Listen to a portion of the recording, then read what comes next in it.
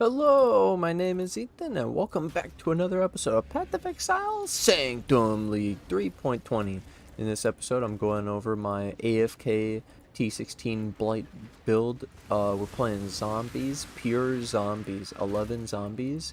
We have these demon harpy specters you can see, these like tentacle things, and they're buffing this debuff with a scream. Getting like 60% increased damage taken on the enemy, 20 stacks, and then we got an explode animate guardian, have a whole video on that, and then we have the stone golem for regen, the chaos golem for fizz damage reduction. We're really tanky.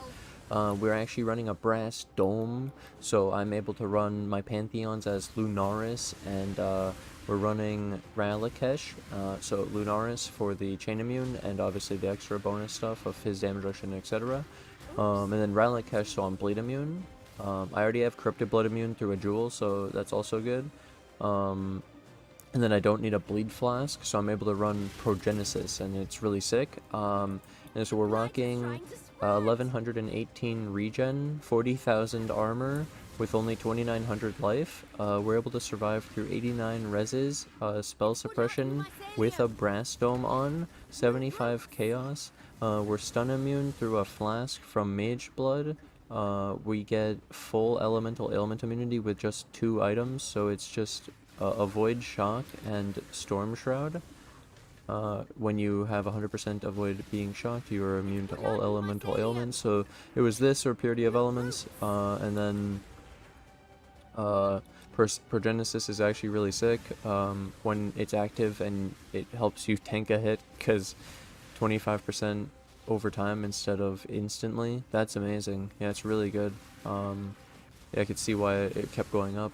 And then for this build, I decided one of the main things I wanted for the zombies was levels, because their levels give them cooldown recovery rate and AoE, and then a bunch of other hidden stats that people don't even realize. Like, one of them that's not hidden is the life. I got them up to 76,000 life with minion damage on, so it could be even higher.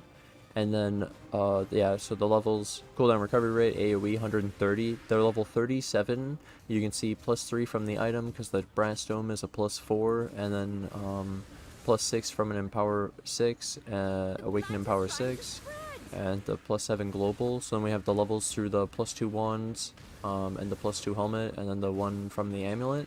So that's your main sources of levels.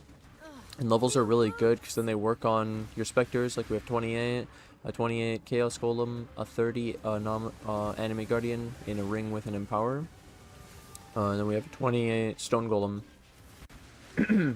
Yeah.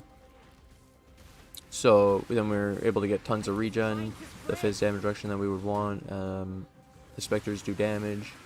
We link them with spell echo. And I'll go into the build in more detail in another one of these blights, but I wanted to show off the AFK blight and how it works.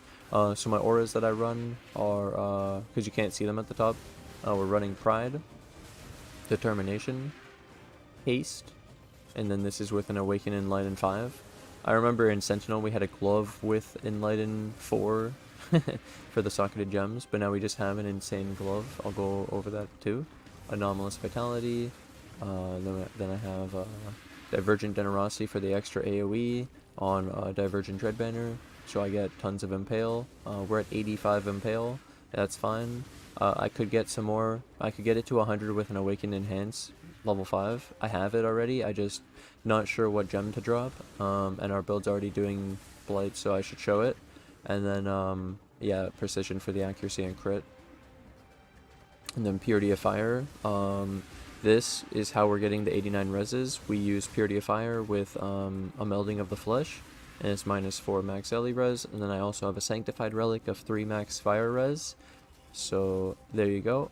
And then we get 85 across the board, or 84, sorry, without the other chestplate, without the extra 20 aura effect. So then this gives us the extra 5, so we go to 89. Pretty cool. If we had some extra aura effect, we could go to 90. And then I wanted to show the spell suppression, so it was 14 from the helmet, 13 from the glove with a 10% implicit, could be 14 obviously, I could divine it, and then 14 from the boot, and We have the masteries, or well, the suppression, and then the suppressed mastery, 12%, and this, like 22. So there you go, 34 from that. That's a third of your suppression just in this, just for having evasion, glove, boot, helm. Really cool. And then the last part was I ran careful planning to convert some into decks so I could get 256 decks, and it's because I have a mage bin allocated through the sanctified relic. You can use these invocation things and put them on your sanctified relic and give you a keystone. It corrupts it so you can't do it again, but yeah, that's how I got the last bit of spell suppression.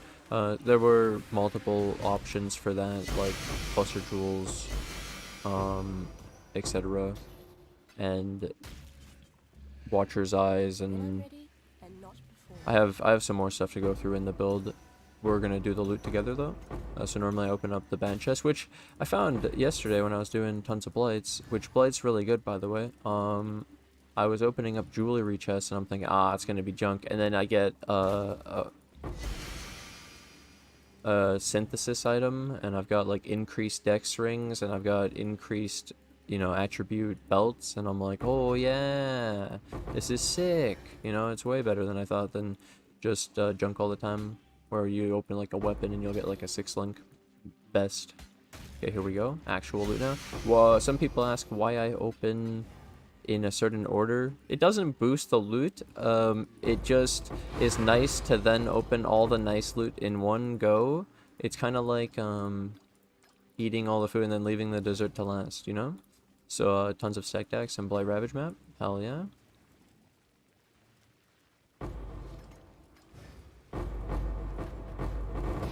Ooh, Prime Chaotic Resonator. Oh, and this is triple Opalescent. Should have probably said that sooner. I also run triple Crimson when I'm running out of Opalescents. And when I run out of Crimsons, I'll convert my Violets into Crimsons, and I can convert Black Oil into Opalescent. And if I run out of both of those, I'll start running Azure Oil. Or you could run Teal for the faster maps. Round 2. So, oh yeah, I just built 2 towers at the beginning, and then I'll explain why 1 scout, 1 meteor. So I would just build 2 scouts, but I found out that some stuff is immune to scouts, so they don't even shoot them, and then like they don't get targeted by the scout, so they don't shoot. And then so for that I have the meteor, so that's why I don't just do 2 scouts easy. And there aren't that many lanes that are immune to minions, so it's fine, and it's really good. Scout's good still. That's what I was saying. Scout's so good that I would use it, but they're like only scouts, but there's one thing that's immune, or like 2. But there you go. Now our build. So yeah, my Watcher's Eye. I have 2, but this one specifically, while I'm doing Blight, is Fizz damage reduction, armor with determination, and Fizz as fire with purity of fire. I have another one for haste with phasing, and then it also has crit reduction with determination, so if I switch to a different setup with some extra crit reduction, then I could get immune to crit without needing a brass dome, for example. So that's a thing. And then I've been running Quickening Covenant, Fortress Covenant, because I like the extra minion survivability. Been building around this for a while.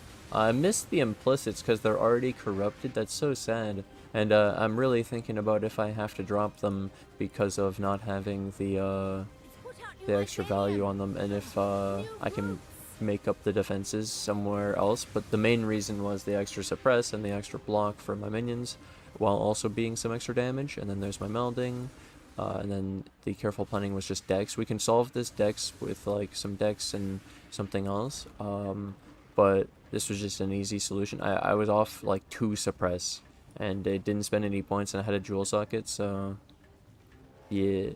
Which technically I guess I spend points on the jewel socket and I lose the end. So it also converts to this node, which is really funny. Like, that's so cool. And then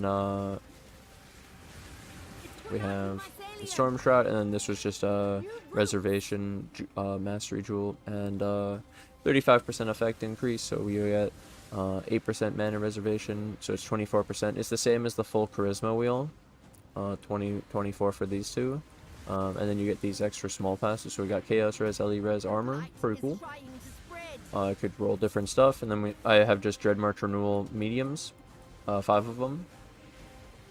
So in this build, I'll explain the minion stuff really quick. So they start basically at a baseline. My zombies are 40 LE res, 20 chaos, and so I need to raise their LE res above 83 because I'm raising their max res to 83. So I need to, instead of 75, we want 83, but then we also like to overcap it a little bit.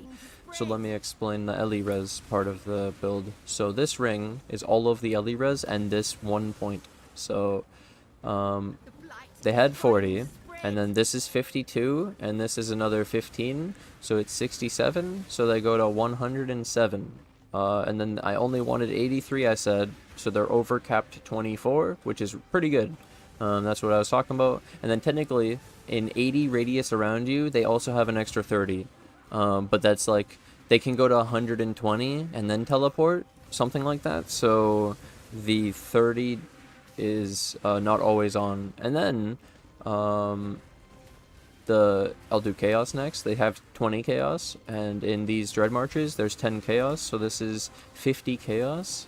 So they go to 70. If we did one more, it would only be for 5 chaos, so it's half the value, so I didn't do it. I just have 5 for now.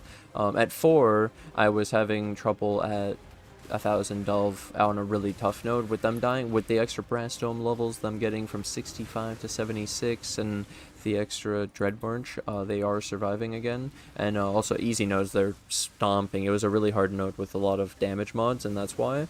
But it's really cool that I could actually make them survive that. And 1,000 delve is actually insane.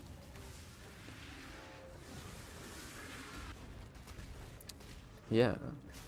Then we go through, so I have these +2 wands, and well, this one's really important.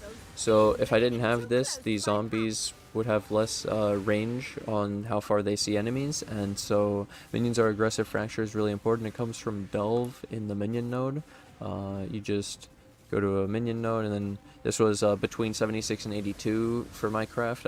I don't like the 83 because it can't even roll T1, and it just makes it harder to craft. So then I have a whole video on crafting up the wands, so I'll just show them. You have the T2 minion damage, crit multi T1 and attack speed crafted, and then this one.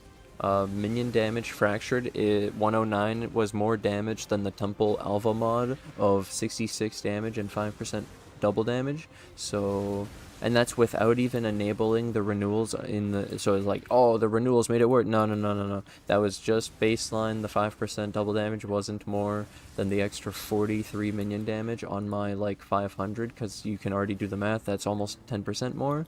Yeah. I don't have that much minion damage, so minion damage is actually worth a lot, which is really cool.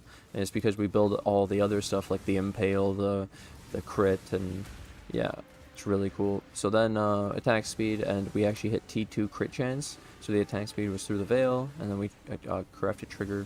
The glove I bought as life regen suppressed strength. To craft it, I would try with a strength essence, I guess, but damn, that'd be really hard to hit both of those good mods together, life regen and suppress. So that's really sick. I have a boot too. I just haven't used it. I'm just using a normal one for now. And then we had, so the life regen works on the stone golem and the vitality. That's how we're getting to the 1118. We actually go 1200 if I wear the other body armor that I have. It has life and +2 AoE gems through the it's a ashling or a veil mod. Let's get the loot. Might have to do another one. Haven't gone through the whole build. Yeah, damn. There's so thick. So much stuff.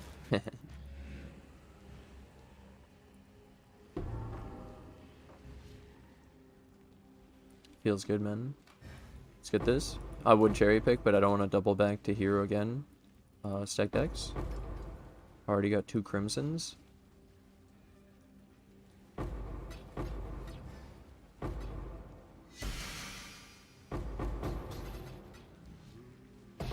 Diviner's Incubator, that shit's like 7C. That's the good one, because it gives you tons of stacked decks.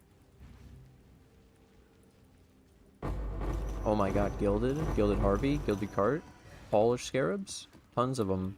Absolutely pooping out the polish. It never gives me those. That's video RNG right there.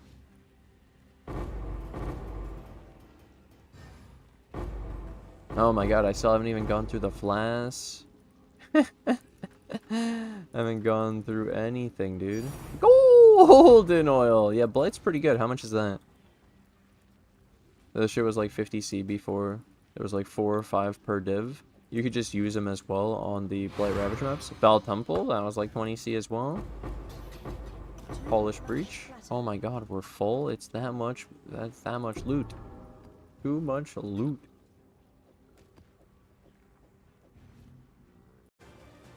Alright, we go again. Third one. So we got different mods again. We're still running the triple opalescent. So I figured Flasks next. I decided LE Flasks. And then I already talked about this is how we get the stun immune. And then we get the Avoid Shock to be the full elemental element immune with the Storm Shroud. And then this is just full LE res with the full LE Flask. That's how we're able to warrant the melding. And then it also, you have the extra Purity of Fire. And then why Purity of Fire was because I had the Fire Sanctified Relic, but also I find that the thing that's going to kill my Animate Guardian and my minions is Detonate Dead, so having that extra max fire to cap them on that one specifically at a really big radius, like 100, is amazing. And it also overcaps their fire res as well.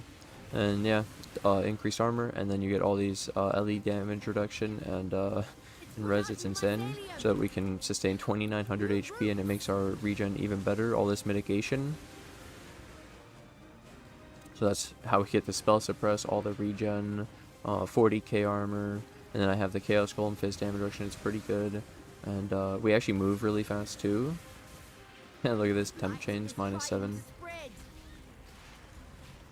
And those are my Pantheons. My Spectres are just 4 demon harpies. The demon harpies are from the Beyond, when Beyond got replaced by the Scourge, and we don't have the old Beyond anymore. It's really hard to raise it, so usually people get it from my hideout, so they just message me in the game, and that's my name. You've seen it the whole video, so you can just message me in the game, ask for the Spectre, and I'll just invite you, and you come to my hideout, and you just desecrate to get the corpse, and then you hold A, so you can target the corpse, and then you can actually select your skill, and make sure to take out the spell echo, because it'll cast it twice, and then you target your corpse with the A, and then you press the Spectre, raise Spectre on the demon harpies you see. If I'm not in the hideout, there's a chance that the hideout won't have the Spectre, because I actually need to refresh it, like bring the Spectre to the hideout, and then the hideout has the Spectre, do you know what I mean? And then it'll work for the desecrate. Yeah, it's pretty funny how that works. Oh, I wanted to explain this ring. I had this ring too, so I had a Chaos Res Fracture ring, bone ring, and then I rolled this, and it was only 2 mods that I was looking for: minion LE res and any LE res, or all LE res, okay? I was just trying to get res, because then the catalyst would work on the implicit and all of the suffixes, and it would be really efficient for the metamorph catalyst of resistance modifiers 20%. So, I was just rolling with anything that can chaos spam, basically. So if you were planning to re-roll the prefixes, you could use any essence that, like any screaming essence that re-rolls and targets a prefix, like gives you a specific prefix, and then you'll just look for suffixes and reforge the prefixes after, especially with a veil or even harvest. So the suffixes, yeah, you could just chaos spam effectively. That's what I'm saying, but then you could use some shitty essence as well if you are sitting on tons of bad screaming essence of prefixes, for example. So then, this ring's really sick. Get my chaos, my minion LE res, and LE res, and then I did a veil. And I could have got life, but I got mana, and that's not bad. And then for this ring, I level all the gems in my offhand, because you have to put unleveled gems in this ring and then level them up to 20 in the ring, uncorrupted, no corruptions, no quality.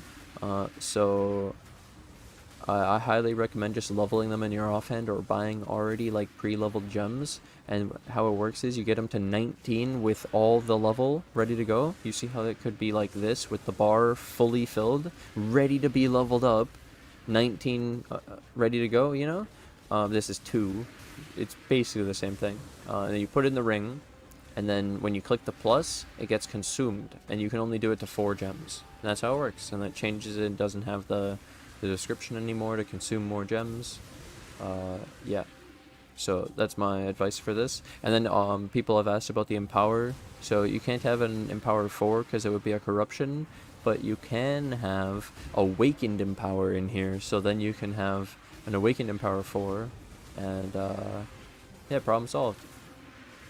Easy. We could get an extra level on our AG. So our AG in this build is 150,000 HP right now. He died at 110 or 20,000 in an Uber Blight in that video to the Detonate Dead on one of the boss corpses. That shit was insane. I didn't show the boot yet, but it's the Chaos, so a Dex Fracture, and then I have Suppressed Chaos Rest, so you'd roll the Chaos Rest through an Essence of Envy, Deafening Essence of Envy, and then hit the Suppress, and then reforge the prefixes and do an Ashling, and then I did Max Fire Res through the boot, and cooldown recovery rate of travel skills. So with just phase run increased duration with a 2023 or a 21-0, and then this is a 2023, my phase runs 315 lasts with a 3.25 cooldown, so it's really close to being up all the time. And like, we're so tanky that we can actually run into packs and not just die, so it's not even that bad. If I lose it for just a second, it only matters in the delving, where I say then I want to try running another setup anyways with phasing through haste. I have that Watcher's Eye and I was using it already before, but now what if I rely on it more and more for the phasing? True. Let's get the loot. I'll pick these two up.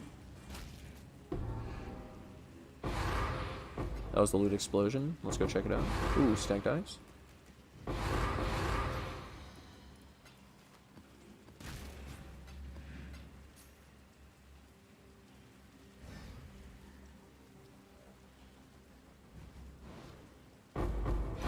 Blight Ravage Crimson Temple. Huge. You can favorite Crimson Temple, and then it seems to affect the Blight Ravage map drop rate. So instead of just getting random Blight Ravage maps, it seems to influence it to be more Crimson Temple, which then we can potentially drop an Apothecary on it. I've dropped 7 Years Bad Lucks, the Dragon's Heart, and all these cards that are specific to that. Blight Ravage Canyon. Holy moly, dude, we're printing. We're absolutely printing. 2 Val Temples.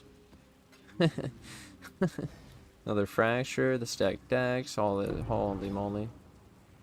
It wasn't even that good of a map. It had like so many weapon chests, so many armor chests. These aren't gonna give you maps or loot, really. Maybe some fractures, maybe some synthesis.